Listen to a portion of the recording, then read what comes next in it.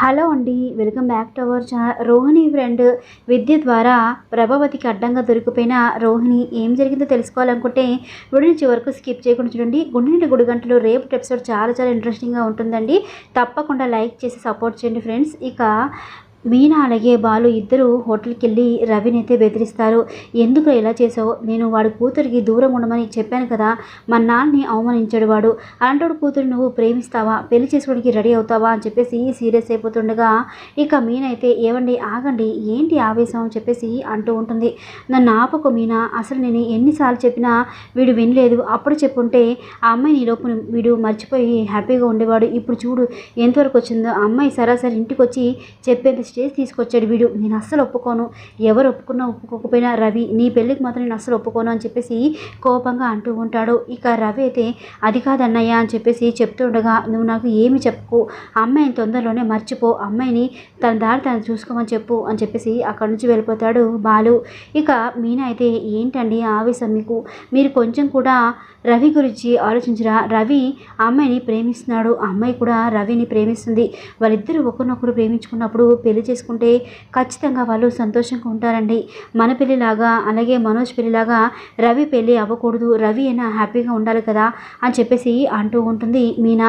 ఇక బాలు అయితే అంటే ఇప్పుడు ఏమంటావు, మన ఇద్దరం హ్యాపీగా లేము అంటావు అంతేనా అని చెప్పేసి కానీ అది కాదండి, నాకు తెలుసు మీకు నేనంటే ఎంత ఇష్టమో, నాకు కూడా మీరంటే ఇష్టమని మీకు బాగా తెలుసు, కానీ రవి విషయం వేరు కదా, పెళ్లి కాకముందే వాళ్ళిద్దరు ఒకరికొకరు పరిచయం అయ్యారు, వాళ్ళిద్దరు ఒకరినొకరు ప్రేమించుకుంటున్నారు, అలాంటి వాళ్ళు పెళ్లి చేసుకుంటే హ్యాపీగా ఉంటారండి, ఇలా వాళ్ళని విడదీసి ఎవరు సంతోషంగా ఉంటారు చెప్పండి అని చెప్పేసి అంటూ ఉంటుంది మీనా. కానీ వాడు నాన్నని అవమానించాడు, నన్ను జైల్లో పెట్టాడు, ఇప్పుడు వాడు పెళ్ళి అంటే ఎన్ని గొడవలు చేస్తాడు, మళ్ళీ అదొక పెద్ద తలకే నొప్పి కదా అని చెప్పేశాను. కానీ అదేం కాదండి, ఒకసారి మామయ్య గారితో కూడా మాట్లాడండి, వాళ్ళిద్దరికీ పెళ్లి చేద్దాం మనమే, వాళ్ళిద్దరు ఇప్పుడు మేజర్స్ కదా, సో చట్ట ప్రకారం పెళ్లి చేసినా ఏమీ కాదు అని చెప్పేసి మీనా అయితే అంటూ ఉంటుంది.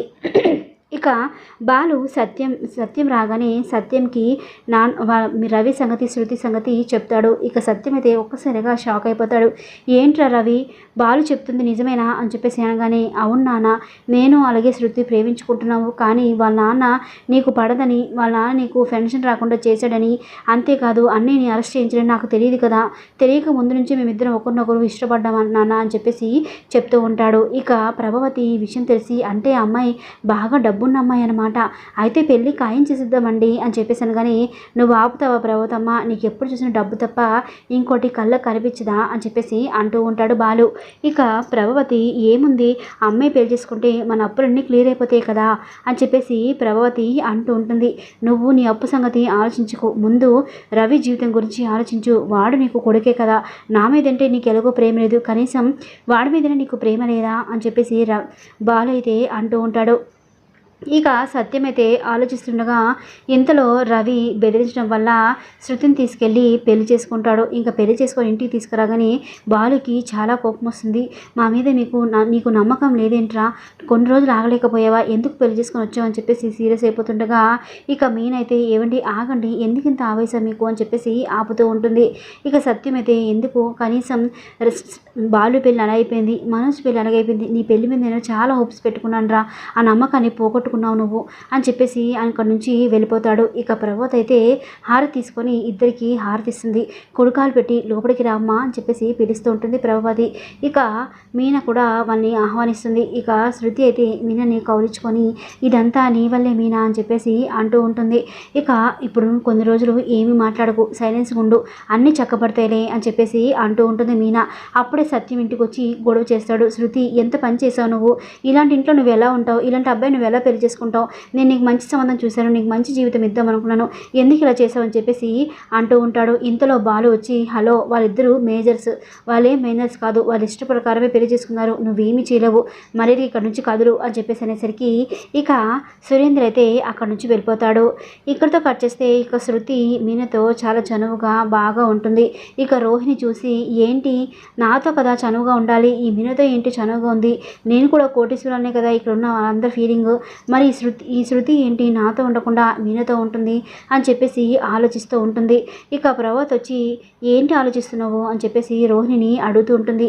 అదేం లేదత్తయ్య, అసలు శృతి నాతో క్లోజ్గా ఉండడం లేదు, మీనతోనే క్లోజ్గా ఉంటుంది అని చెప్పేసి అంటూ ఉండగా, అదా శృతి తక్కువ మాట్లాడుతుంది కదా, నువ్వేది మాట్లాడినా ఆహా ఓహో అనేసరికి తను ఎక్కువగా మీనతో మాట్లాడుతుంది, మీన అందరితోనే కలుపుగోలుగా కలిసిపోతుంది, నువ్వు కూడా అలాగే మాట్లాడితే శృతి నీతో కూడా మాట్లాడుతుంది అని చెప్పేసి రోహిణికి చెప్తూ ఉంటుంది ప్రభావతి. ఇక్కడితో కట్ చేస్తే ఇక శృతి పైకి వెళ్ళి తన రూమ్లో కూర్చుంటుండగా ఇక రోహిణి ఎలాగైనా సరే శృతితో బాగా క్లోజ్ అవ్వాలి, అప్పుడే కదా తను నాకు హెల్ప్ చేయగలదు, రేపొద్దు నేను డబ్బులు అడిగితే డబ్బులు ఇచ్చిందంటే నేను అప్పు తీర్చేస్తాను అని చెప్పేసి అనుకుంటూ జ్యూస్ చేసి తీసుకెళ్ళి ఇస్తుంది. ఇక శృతి ఏం జ్యూస్ అక్క ఇది అని చెప్పేసి అనేసరికి ఏబీసీ జ్యూస్, శృతి నువ్వు చాలా అందంగా తయారవుతావు ఈ జ్యూస్ తాగితే అని చెప్పేసి రోహిణి అనేసరికి, అవును ఎంతైనా సరే నువ్వు బ్యూటీ పార్లర్ నడుపుతున్నావు కదక్క, ఖచ్చితంగా నీకు ఇలాంటివన్నీ టెక్నిక్స్ తెలుసులే అని చెప్పేసి శృతి ఆ జ్యూస్ తీసుకొని తాగుతూ ఉంటుంది. ఇక శృతి అలాగే రోహిణి ఇద్దరు మాట్లాడుకుంటూ ఉంటారు.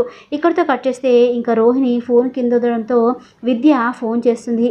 ఇక ప్రభావతి ఫోన్ చూసి అమ్మ రోహిణి అని చెప్పేసి పిలవగానే రోహిణికి వినిపించకపోవడంతో ఫోన్ అయితే ప్రభావతి లిఫ్ట్ చేస్తుంది.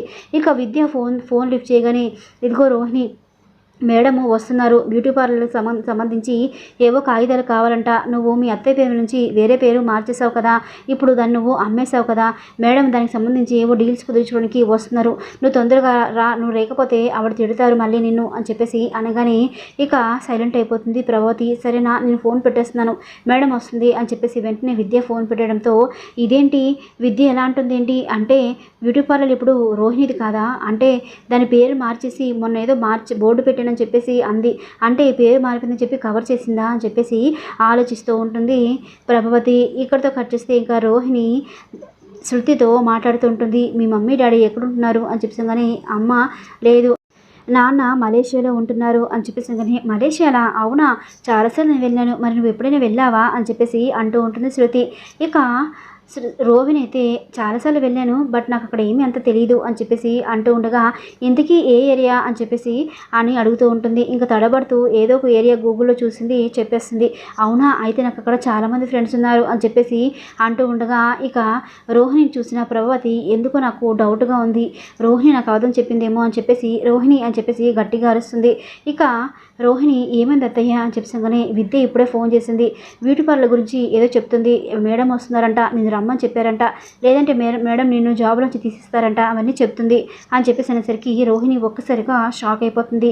ఇక వెంటనే శృతి, అంటే బ్యూటీ పార్లర్ నీది కాదా అంటే వేరే వాళ్ళదా అని చెప్పేసి అంటూ ఉండగా ఇక ప్రభావతి, ఏంటి రోహిణి నువ్వు డబ్బుల కోసం బ్యూటీ పార్లర్ని అమ్మేసావా ఏంటి, ఎందుకు ఇలా చేసావు అని చెప్పేసి కోపంగా మాట్లాడుతూ ఉంటుంది. ఇక రోహిణి అయితే, అది కాదు అత్తయ్య నేను చెప్పేది కాస్త వినండి అని చెప్పేసి, ఏం చెప్తావు నువ్వు, కనీసం అదొకటే నా పేరు మీద ఉందని సంతోషపడ్డాను, కానీ ఇప్పుడు మొత్తం తారుమారు చేసేసావు నువ్వు, నీ మీద నేను ఎంతో నమ్మకం పెట్టాను, ఎందుకు ఇలా చేసావు అని చెప్పేసి చెంప పగలగొడుతుంది రోహిణిది. ఇక రోహిణి అయితే అలా బాధపడుతూ చూస్తూ ఉంటుంది ప్రభావతిని.